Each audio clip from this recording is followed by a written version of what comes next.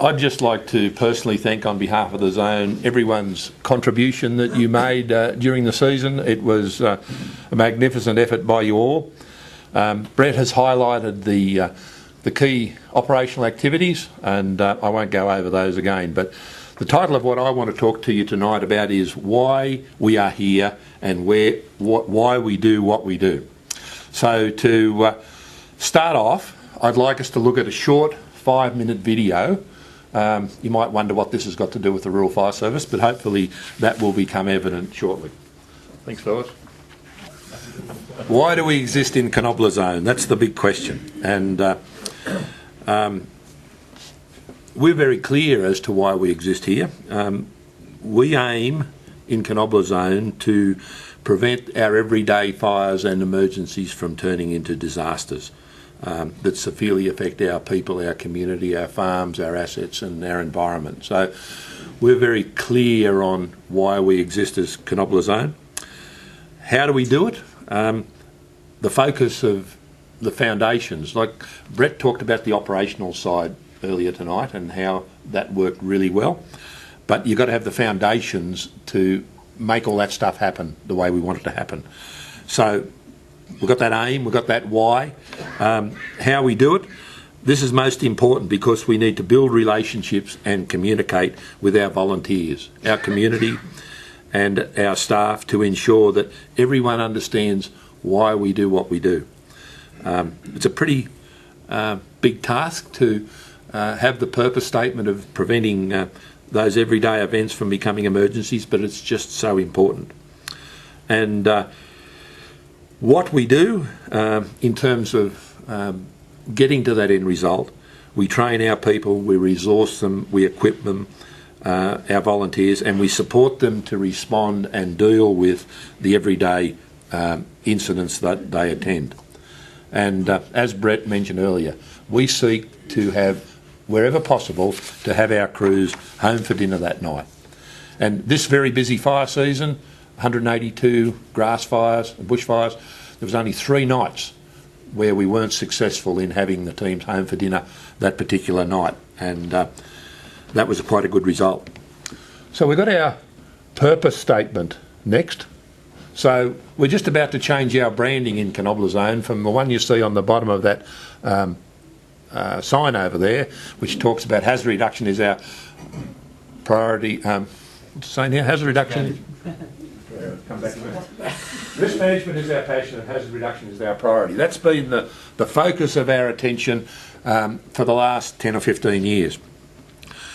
We're now changing that to this why here that we've more recently determined. And this follows on from a statement that Major General Molan gave to the Victorian Royal Commission after the 2009 fires. He said, in his evidence, Major General Jim Molan stated, "It seems to me that many of the emergency-like situations that Australia regularly faces in the military and civilian world are only emergencies and only become disasters and tragedies because we do not manage all aspects of them intelligently over time, and did not invest sufficient resources because we did not prepare. We then expect the people on the day to work miracles that may be beyond them." And we look back to those Victorian fires in 2009 and the events that unfolded and the expectations on our people to deal with that was very well explained by the comments of General Molan. So where does it all start? We go back, and the next slide will show that we had our defining experience in 2001, 2002, and that famous word goobang. And the most important thing that came out of goobang was that Brett and I said we never, ever, ever want to go through that experience again. The aftermath of that fire was quite horrendous, even though it wasn't RFS responsibility completely. A lot of national parks, politics and issues involved there. But we copped the brunt of it. And we made a very definite decision then that we weren't going to ever repeat that again. So we put in place some plans and some processes which led us to do things differently in future.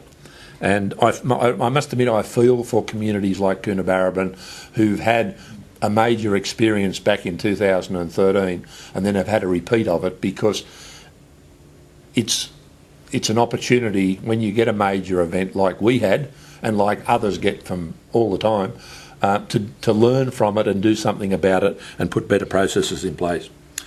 So Goobang was our defining experience. We've now moved 16 years on from that, and we used that event as an opportunity to change the way we've been doing business here over the last 16 years.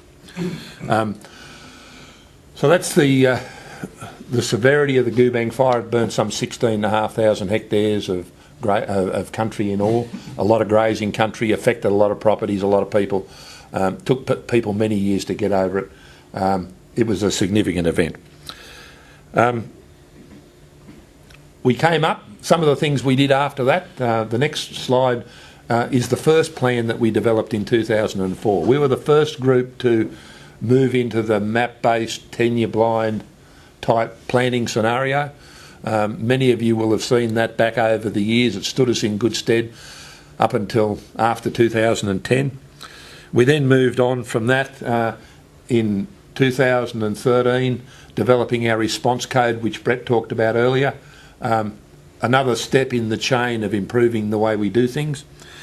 We've now moved on in this year to our new risk management plan on the next slide, which Joseph's coat map to us is the most important part of our risk management plan.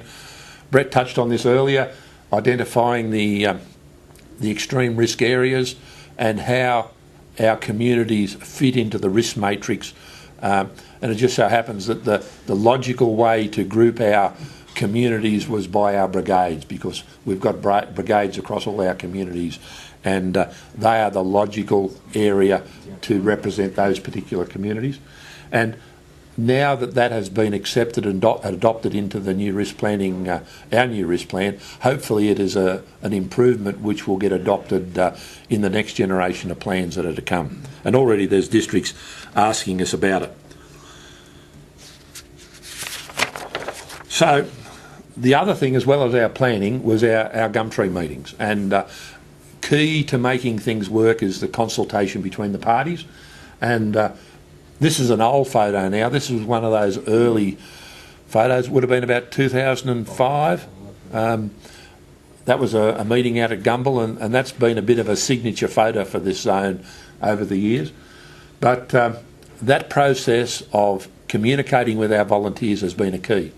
Now we want to play a short audio footage. Now this was broadcast on the Country Hour last Friday. It was from some interviews done at Canobolas in regard to recent fires up there, and it just touches on the issue of communications and how important it is. Now the person who was interviewed, Sarah Thompson, I believe it was, she got the chronology of events a little bit out. She refers to the Gumtree meeting concept starting after the 1985 fires at Canobolas, when in actual fact it was the Goobang fire. But the message that she has in there in relation to communication is very important. So, well, this goes for about 2 minutes. Yeah, I think from the Canobolas fire, one of the recommendations from the coronial inquiry was that there would be interaction with stakeholders. I think that there's the stakeholder group of the farmers, the landholders in this area, and perhaps in all areas, is one that needs to be progressed, because I think that that's where the stories that I'm getting is that's where there's the stories coming through that are saying, you know, they didn't listen to us. We're the ones that understand the landscape. We're the ones that live in the topography all our lives. We know where fires run. We know what capacity we have. We know what resources we have. We know where people are at given times. And that's not being valued in the sense that they would like that to be valued. And how do you get that? How are they facilitated to be able to express those views, which are the views that they've been expressing to me? They value the work that the volunteer brigades do very much, and they value the work that all the people that came in from outside the districts did. But it's where the command structure came that also impacted on some of the decisions that were made that they're concerned about. We are hearing that in some areas, though, that the communication is working very well, and in other areas maybe not so much. I think so. Look, the Canobolas zone is always put up as an example where things are working, and the map-based tenure-blind plans work well there. But in talking to people there that survived that fire back in 1985, they say that the same situation existed, but what changed for them was a culture where the RFS hierarchy, the managers, I don't know what their labels were at that time, were prepared to come out to the paddocks and actually sort of meet some landholders under a tree, maybe one, maybe two, maybe three, and they used to call them the gum tree meetings, and they got together and they had a conversation. Now, if that's a model that worked for that area, I think that perhaps, one of the things that should be seen here is that, and the Commissioner, I think, has the power to instruct this sort of action, that people from the Coonabarabran, from the Liverpool Rangers, from wherever the situation emerges, should be tasked with doing that. And I think without uniform, and I guess I'd go so far as to say if you can't have that communication and it's got to be coming from both sides, well then perhaps it shouldn't be there. So the message from that is that what we do here is starting to get acknowledged and viewed by others as important. And as Brett said earlier, it's the culture that we're trying to establish, or we've been working on establishing over the last 15 or 16 years that's just so important. And even though she got the chronology of events wrong, the message is still there that these meetings are very important, and we still have them. We've been having them now for 15 years, still twice a year, autumn and spring, and they're really valuable because when we get to our values, and the reason that we do all this stuff is that the foundation that underpins everything that we do is this trust and relationships that we have with our volunteers and that the volunteers have with the staff. We've been subjected to change in our staffing arrangements in the last 12 months, something we hadn't had for 15 years. We'd had a lot of stability, but that changes. But most important, that over the years since Goobang, we've developed and nurtured the trust and the relationships between our volunteers and the staff so that we can completely have faith and confidence in the work that you do in the fireground. We don't want to impede you or constrain you in that role. And we're empowering our volunteers to make the decisions that they need to make. You can see that we've been pretty strong on planning over the years, and that works very well. But most importantly, the bottom one, communication, and that fits into everything that we do. We've also put a fair bit of work into developing our strategic plan, which is the next slide. We've now been doing this for the last 9 years. We've had a new strategic plan developed every year, and I'd ask you, if you're interested, please take home one of these with you after this evening. We've just recently gone through this process again back in March with our senior volunteers, our council's representatives and our staff, and we've set out where we want to go in the next 3 years through till 2020. And most importantly, it's that continuing engagement, continuing relationship with our stakeholders, a diverse and trained volunteer base, maintaining the strong local control on the fireground, so that I don't ever want to hear in Canobolas Zone that it was the people in the office, the white shirts, that were making the decisions running the fires. It's our volunteers and our officers on the fireground who make these decisions. And as we work through the various steps of succession planning, which is the challenge that's facing us in the next 5 to 10 years, as we move new people into the roles, we want to make sure that they understand fully the culture that we've been working on developing over these years. Just to touch on something slightly different from the strategic, before we get on to that, I didn't have a slide on this one. These are just some other comments I put in. We know that our system works because, as has been stated earlier, on that catastrophic weekend of the 11th and 12th of February, it worked. We had a fire in those conditions that you people were able to control in good time with minimal loss, which was an excellent effort. All our volunteers contribute to the process in some way or other, and it would have been, if it had been necessary on that particular weekend, we could have mobilised every resource we needed or we had available to us in Canobolas zone had it been necessary, and we've never had to do that in the past.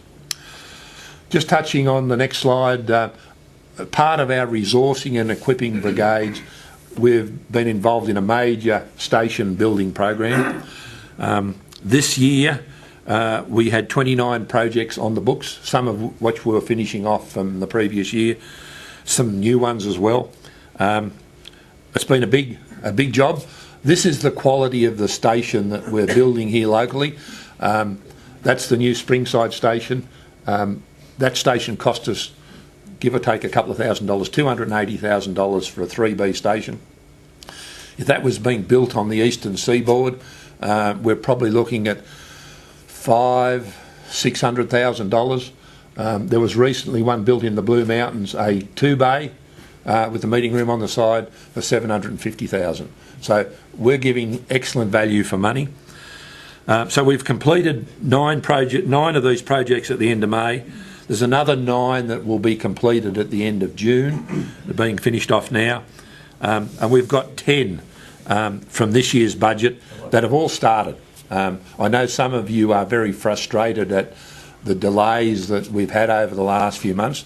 We're very frustrated too. We're suffering from the contractors being held up from last year's very wet year. Gossie said earlier you had 38 inches, I had nearly 60 inches at my place. It was extremely wet, and we've faced the problem in the last 6 months of just delays in contractors getting started. But it's all happening now. I know there's one slab being poured tomorrow and another one on Tuesday, and sheds are going up.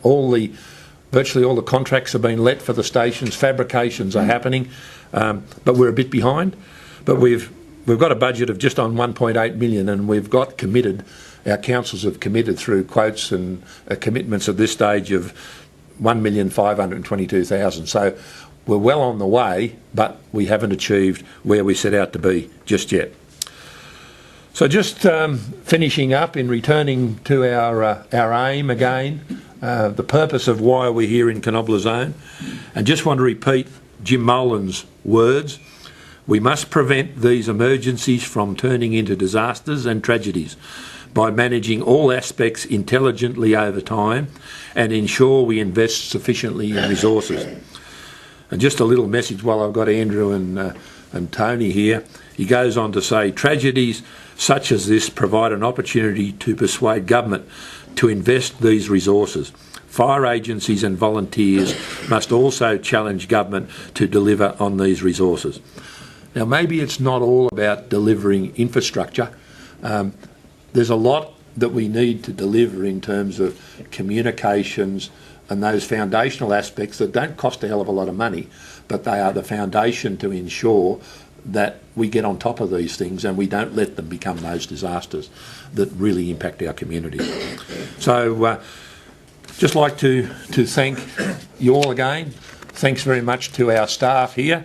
I'm really proud to be the leader of a team of dedicated staff who are committed to their job, who do such a great job, and we've had a wonderful year together. We've had a very successful season, and I thank you all for your contribution towards that. It's been terrific. Thank you.